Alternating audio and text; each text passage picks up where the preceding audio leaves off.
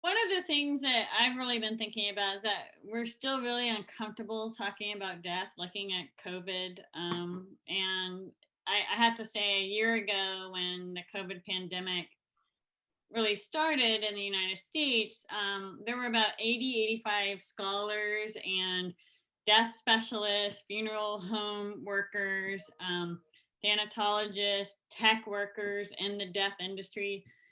We all got together and put together this handbook on COVID and we were excited because we thought, wow, we're finally going to start having this conversation. And I'm still not really hearing a conversation. Mm. So, one of the things that I love about religion and the study of religion is that for some reason, religion and the field of religion allows you to talk about death, and it allows you to think about death, to reflect on death. And I go from, the Buddhist perspective where the Buddha encourages his followers to go to a cemetery and sit among the the the tombs and the bodies and to think about death and the ways in which really acknowledging and embracing death can help us to live better. I think about the lamentations that are a key part of religion and so many religious texts.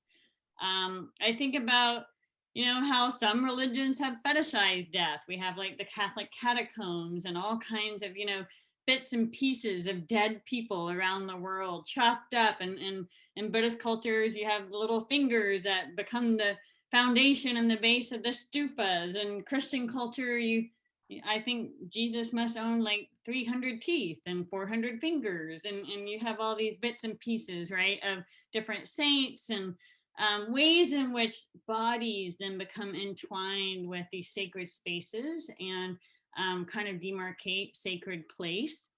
And then other religions ignore death completely.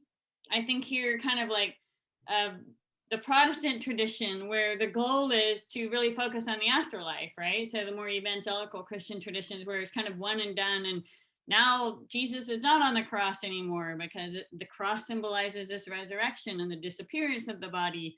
Um, and so I really love religion because I feel like the conversation has always happened in the field of religion. And it's a place where the conversation surrounding death and grief and mourning and lamentations continues to be embraced and allows us to really think not just about death and dying well, but also about life and living well.